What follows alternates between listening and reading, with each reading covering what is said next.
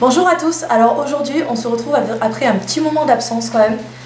Voilà, j'ai pris le temps de profiter de mon été, j'ai pris le temps de faire ce que j'avais à faire. Je reviens pour la rentrée, voilà, comme ça. Donc je reviens pour la rentrée et je reviens avec un haul. Voilà, puisque en début septembre ça a été mon anniversaire et du coup, comme à chaque anniversaire en fait, j'ai envie de dire, je vais à Aix et surtout à MAC. Là j'ai un énorme haul MAC à vous présenter, j'ai aussi fait quelques achats à Sephora et à Lush, mais je pense que je mettrai ça dans une... Je vais couper en deux en fait, parce que sinon ce sera beaucoup trop long. Si vous voyez mes cheveux qui bougent au fil de la vidéo, c'est que j'ai mis le ventilateur par là parce que c'est juste pas possible. Il fait une chaleur à crever. Je crois que c'est un des pires jours niveau chaleur qu'on ait eu. Donc voilà, point météo fait. Donc MAC, on va commencer. Donc je vais commencer avec les produits teint que j'ai acheté chez MAC. Donc pour commencer, j'ai repris ma... Alors, à mon avis, vous n'allez pas reconnaître le boîtier. C'est la Mineralize Skin Finish naturelle, c'est la poudre normale quoi. Et le truc c'est qu'ils ont remasterisé les boîtiers. Non, je suis pas fan en fait. C'est compliqué pour ouvrir en fait. Avant il y avait un petit bouton, vous savez, ça s'ouvrait comme ça et là c'est juste... faut galérer à... C'est une poudre, par contre ça a l'air beaucoup plus solide donc c'est peut-être pour ça qu'ils l'ont changé. Donc la Mineralize en teinte light évidemment. Voilà, surtout pour cet hiver puisque je vais pas tarder à perdre le peu de bronzage que j'ai pris. Donc ça, j'en ai reparlé et reparlé de cette poudre, elle est absolument géniale. Elle matifie, elle est couvrante, elle est hyper naturelle. Elle laisse les brillances de la peau, vous savez. Voilà, on dirait vraiment pas que vous avez quelque chose sur la peau, elle est vraiment géniale, c'est vraiment une réussite. Ensuite, j'ai voulu tester un correcteur dont j'avais entendu parler sur la chaîne de Crystal Makeup. C'est le Mineralize Concealer, donc la même gamme que la poudre. Et il se présente comme ça, donc un petit peu chelou comme ça. Donc toujours en NC15.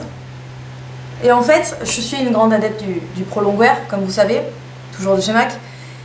Mais le truc, c'est que j'ai vraiment des ridules de déshydratation, c'est catastrophique. Et je trouve que, mine de rien, il marque un peu beaucoup. Et du coup, je me suis dit que cet hiver, ça allait pas être possible, quoi. Le Prolongwear, voilà. Si j'ai le contour des yeux qui se déshydrate encore plus que maintenant, je pourrais pas le supporter. Donc du coup, j'ai pris celui-là, qui est apparemment aussi couvrant, mais vachement plus hydratant. Donc je me suis dit, pourquoi pas, teste-le. Donc c'est un pinceau... comme les glosses, vous savez, c'est vraiment un pinceau, quoi. C'est pas un embout mousse. Et il est méga courant, quoi. Ça c'est vrai, je suis bien contente. Il est super courant. Et il est super hydratant. Donc je suis bien contente. Bon là il a l'air blanc hein, forcément puisque j'ai quand même pris des couleurs donc il n'ira pas de suite mais je suis bien contente d'avoir trouvé ça. Ensuite j'ai pris le MAC Prep & Prime, comment ça s'appelle ce truc? Highlighter, dans cette gamme là il y a 3 highlighters. C'est chiant sur ça. Le Light Boost qui est en fait un jaune très clair. Clairement c'est un jaune.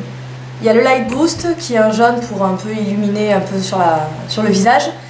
Il y en a un autre un peu plus rosé pour le dessous des yeux. Et il y en a un autre un peu plus caramel pour les peaux beaucoup plus foncées.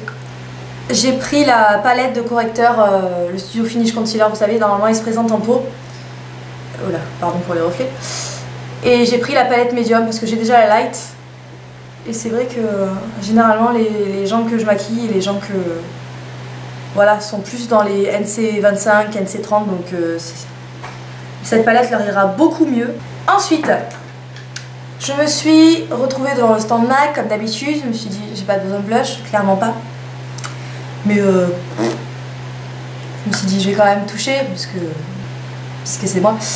Et donc du coup, je suis allée foutre mes doigts partout dans les blushs et je suis tombée sur un que je n'avais pas évidemment. Et qui m'a beaucoup plu, et c'est le Plum Foolery, donc c'est... Alors j'essaierai de vous mettre des photos juste après ça pour que vous puissiez vous rendre compte vraiment de la couleur. C'est vraiment... c'est hyper satiné pour cet automne, ça va être génialissime.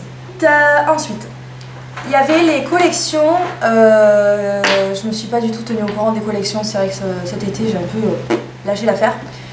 Et quand je suis arrivée, il y avait un stand avec, je crois que la collection s'appelle Nouvelle Romance ou une connerie comme ça. Il y avait les fards à paupières de la collection Nouvelle Romance.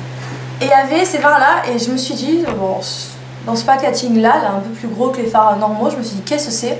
Et ça s'appelle les Electric Cool Eyeshadow. Je me suis dit que j'allais foutre mes doigts dedans parce que ça m'a l'air bien joli tout ça.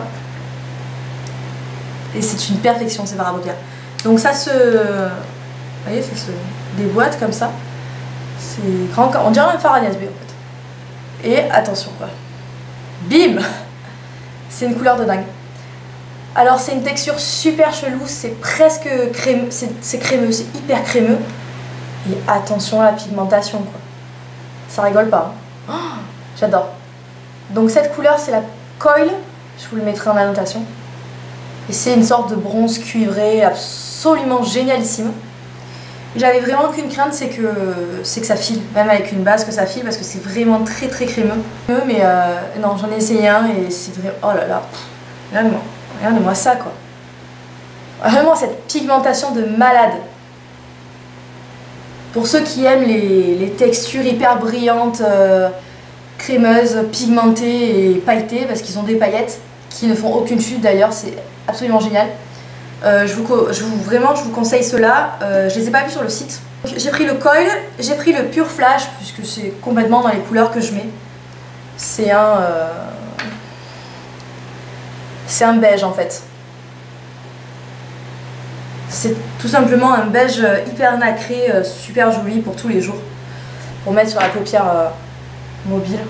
Et pour la petite histoire, vu que j'y vais tout constamment avec mon Robin, mon copain a une fixation sur les fards à paupières bleues. Je ne sais pas pourquoi.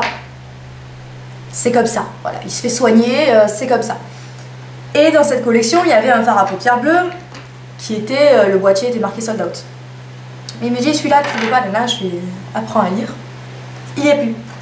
Et je suis tombée vraiment sur une vendeuse. Les vendeuses de Aix, elles sont vraiment mais génialissimes. Elles sont toutes au top. Hyper sympas, hyper accueillantes. Enfin bref, elles sont vraiment géniales. Et en fait, elle m'a donné... elle m'a dit, bah, vous le voulez, bah, de toute façon j'en ai plus. Donc, et elle m'a donné le testeur. Le testeur était pratiquement neuf. Regardez, je vous en bas. Hein. Il était pratiquement neuf. Et c'est un bleu absolument... Il s'appelle Switch to Blue. Je vais vous faire un swatch. La texture, mais c'est vraiment, on dirait de la crème, c'est dingue. Regardez-moi ça. Il est vraiment canon ce bleu. Les derniers trucs, ah non, avant les rouges à lèvres, j'ai pris le pinceau, le 242, qui est un pinceau plat, qui apparemment est génialissime pour apposer les couleurs en fait. On a plat sur la paupière, apparemment il intensifie vachement les couleurs et tout, donc je l'ai pas encore essayé, je peux pas vous dire. Mais je vous en reparlerai de toute façon. Maintenant, est-ce que vous êtes prêts, vous vous sentez bien et tout? J'ai 10 rouges à lèvres à vous montrer.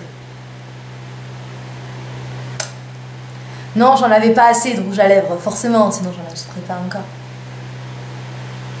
Alors, ah oui, je préviens, dans les rouges à lèvres, je les ai pas tous achetés en même temps. J'en ai acheté 5 à Aix là, en début de semaine. Et j'en ai acheté, le reste c'est dans le mois là, le mois qui est passé quoi, c'est juillet-août quoi. Ne vous inquiétez pas. Alors donc, on attaque les rouges à lèvres. Alors le premier que je voulais absolument, c'est le Mer. Donc je vous le marquerai en annotation, qui est un mat. Et qui est un bois de rose comme ceci. Qui est comme cela.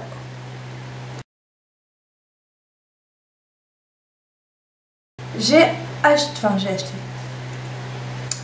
On a pris le Hot Gossip. Alors lui il me faisait de l'œil au taquet quoi. C'est une sorte de vieux rose aussi, mais c'est une texture cream sheen, donc ça va être beaucoup plus brillant et tout ça. Il a des petites paillettes, on dirait un peu argentées, super joli. Donc il est ici. Si vous arriverez bien à vous rendre compte ou quoi. J'ai pris, je vous l'ai pas montré je crois, et il date un peu celui-là mais je vous l'ai jamais montré donc je vous le montre maintenant. C'est le Rebelle, forcément le Rebelle. C'est un des rouges à lèvres les plus connus chez MAC, surtout quand on arrive en période automne-hiver. C'est un rouge à lèvres absolument canon. Je l'avais pas pris avant parce que mon copain déteste cette couleur, mais c'est pas grave. Et vous voyez, c'est une sorte de violet, prune, rose, super joli. Le Rebelle est un satin, Ensuite, j'ai pris, en même temps que le Rebelle, j'avais pris, j'ai eu envie de couleur, hein, été couleur. J'ai pris le Flat Out Fabulous. Vous kiffez mon accent anglais. Qui est le fils de Rebelle. Hein, voilà, c'est tous la même famille. Donc c'est un fuchsia avec des sous-tons violets en fait. J'adore. Et c'est un rétro mat, donc c'est une texture qui tient une vie entière. Et la moitié d'une autre, je pense, clairement.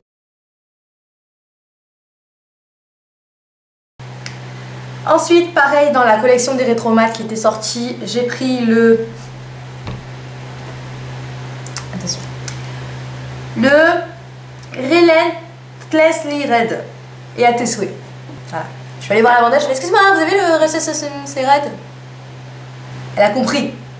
Donc excusez-moi, mais Mac, il va falloir changer les noms. C'est quoi ces noms là? Personne ne prononce ça. Il a l'air cool comme ça, mais c'est un fluo. Il est complètement fluo ce rouge à lèvres. C'est un rouge, corail, rose. Tout ça en même temps. Vous voyez? Je pense que vous voyez les bonnes couleurs. Éventuellement. Ensuite, je me suis acheté le Vegas Volt. Parce que j'ai eu envie de corail, d'un coup, comme ça, alors que ça m'était jamais arrivé. Et du coup, je me suis dit, j'ai regardé et je me suis dit Vegas Volt quoi. Allô? Il est super joli. Il est un peu pastel, mais il est hyper néon aussi. Bon, alors là, à retour caméra, vous voyez que dalle. C'est un amplified, donc ça veut dire que la couleur est hyper intense et tout ça. J'ai pris à Aix là en début de semaine. Je sais pas, je suis rentrée dans une période de violet. Alors, pourquoi, comment, je ne sais pas. Mais le fait est que j'y suis et que c'est vrai que j'ai un large choix de rouge à lèvres mat quand même. Mais que je me suis dit, tant qu'à continuer à acheter des rouges à lèvres, prends des couleurs que t'as pas, comme ça t'as une roue des couleurs presque remplie quoi. Donc j'ai pris le Up The Amp qui est un amplified et qui est un violet rose. Je pense que si vous voulez atténuer un peu le côté violet, mettre un crayon à lèvres rose en fait en dessous pour faire ressortir le rose du rouge à lèvres, et inversement proportionnel ou égal, mettre un crayon à lèvres violet si vous voulez faire ressortir le violet du rouge à lèvres. C'est un amplified et c'est vraiment une des textures que j'adore quoi. Ensuite j'ai pris un fuchsia parce que ça c'était hors de question que j'en ai pour moi. Les fuchsias je trouve que ça me va absolument pas. Alors peut-être que je changerai d'avis, mais j'ai vraiment du mal. C'est le Girl About Town, donc j'ai pris le plus connu, hein, je me suis dit comme ça je me trompe pas. C'est un amplified aussi, donc pareil que les deux derniers que je vous ai présentés. Et c'est un vrai fuchsia quoi.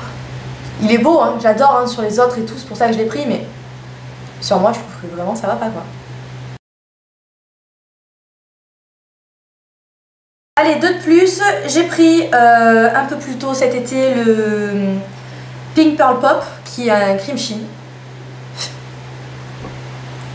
Qui est un truc assez flashy quand même, je trouve que ça lui rend pas justice. De toute façon ma caméra pour les couleurs c'est l'Adobe.